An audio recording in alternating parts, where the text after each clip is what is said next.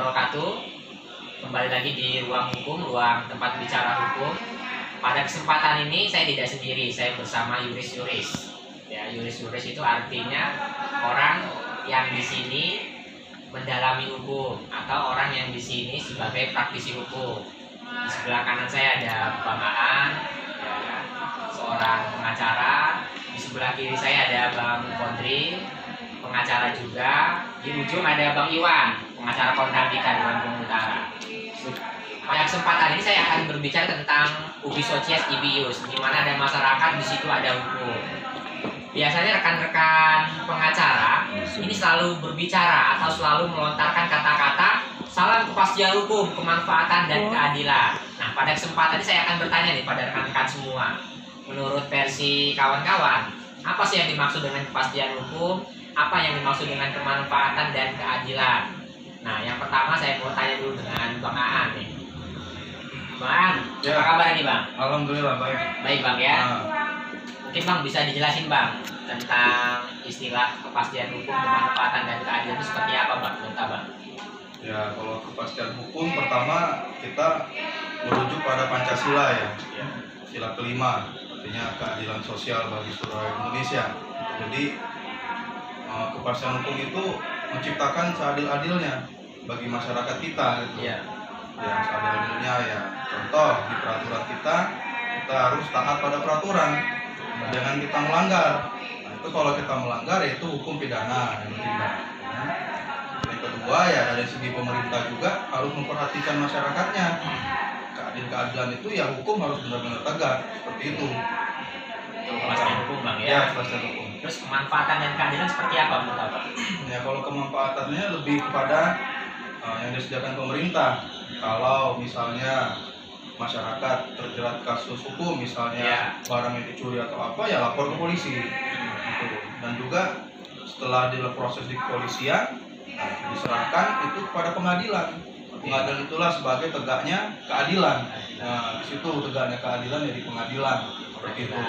Oke, siap Bang. Sementara itu dulu Bang ya. Lanjut ya. Ya oke Bang.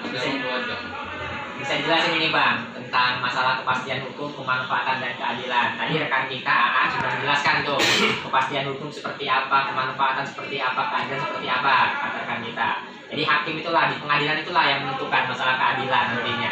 Kalau menurut Bang Iwan, kepastian hukum, kemanfaatan, keadilan seperti apa Bang? Terima kasih. Langsung aja. Yang pertama memang hukum ini di mana ada manusia di situ ada hukum. Kemudian di Indonesia sendiri ada 3 hukum yang berlaku. Pertama hukum adat, hukum umum, dan hukum agama. Ketika poin ini tentunya semua pihak, baik dia pemerintah, masyarakat, elemen seluruhnya, mari satukan hati, satukan kata, satukan perbuatan untuk taat kepada hukum itu sendiri.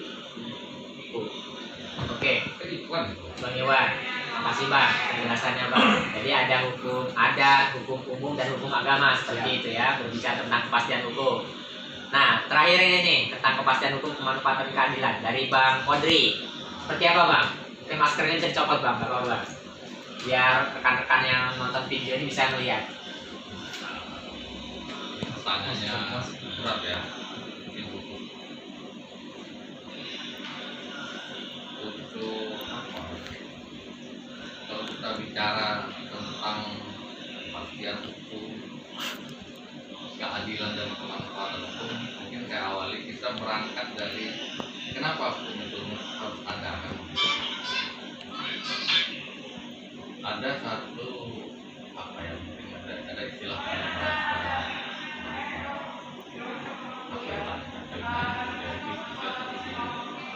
di mana ada masyarakat itu ada karena biasanya begitu ada sekumpulan manusia yang belum ada sudah dibutuhkan untuk menciptakan ketertiban dalam masyarakat maka dibutuhkan aturan-aturan yang mengatur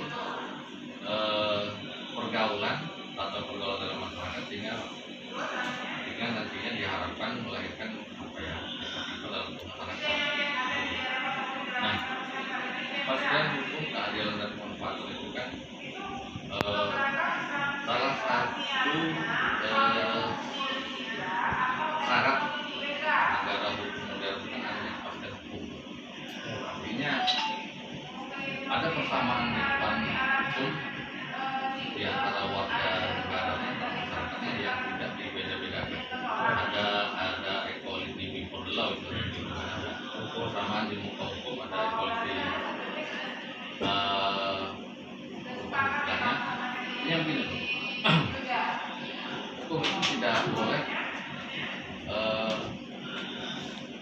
pandang dalam pengadilan tidak boleh ada pembedaan terhadap warga negara. Artinya semua diperlakukan sama, Iya. ya kan? Tidak peduli dia seorang pejabat tinggi, tidak peduli dia seorang rakyat jelata. Artinya saat dia bermasalah dengan hukum, perlakuannya harus sama. Nah, apabila ini bisa ditegakkan, maka akan lahirlah yang namanya kepastian hukum, keadilan bagi seluruh masyarakat kan, karena ada bersama hukum. Dan kemanfaatan hukumnya nanti akan terasa oleh masyarakat kan begitu. Iya. Saat hukum itu memang kita harus akui, hukum ini menjadi selalu menjadi bahan perbincangan karena kita sering melihat ada semacam disparitas putusan pengadilan untuk kasus atau perkara yang sama kok putusannya berbeda. Tapi kan itu teknis, mungkin ada alasan sendiri kan, setiap perkara itu kan ada keunikan yang masing-masing, ada perbincangan yang tapi yang ini agar tidak menimbulkan keresahan di masyarakat.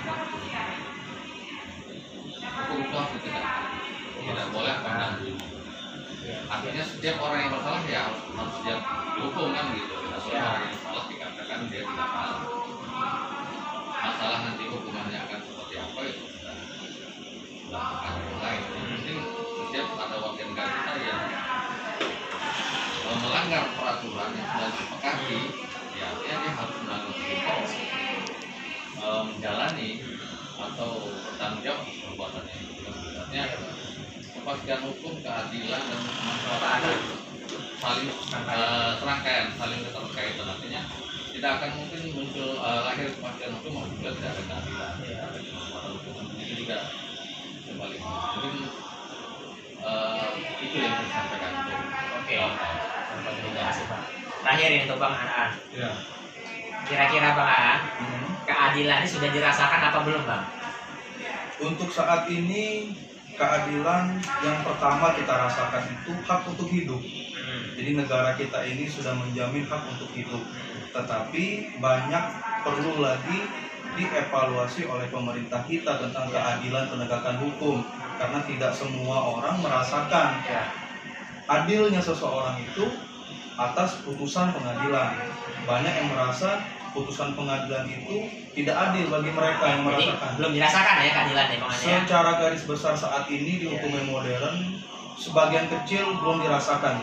Oke, makasih Bang Aan. Terakhir nih, Bang Kodri, potret penegakan hukum yang ada saat ini, Bang, gimana kira-kira, Bang? Keadilan sudah dirasakan apa belum, Bang? Kalau bertanya potret penegakan hukum di negeri kita ini ya pasti begini ya. Karena setiap orang pasti punya penilaian masing-masing kan gitu. Betul, Bang. Tapi Abang gimana, Bang, menurut Abang? kalau menurut saya pribadi penegakan hukum di Indonesia ini ya alhamdulillahnya kan semakin hari semakin bagus kan. Iya. Dibandingkan mungkin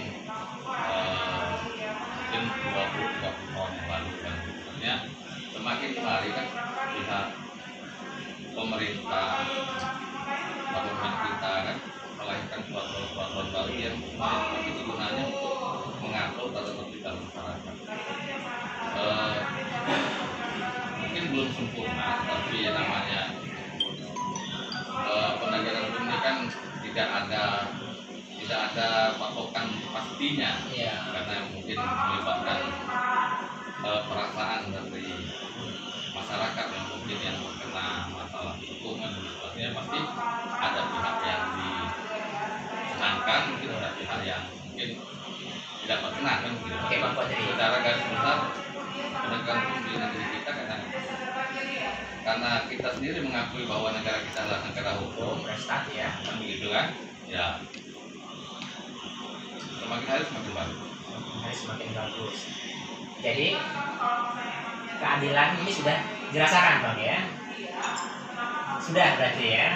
Ya itu. Sudah atau belum, Bang? Iya, ya sekarang, Bang. Ya itu apa istilahnya ya?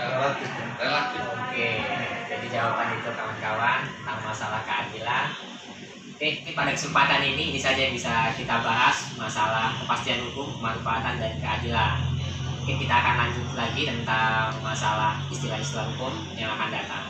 Salam kepastian hukum, kemanfaatan dan keadilan. Wassalamualaikum warahmatullahi wabarakatuh.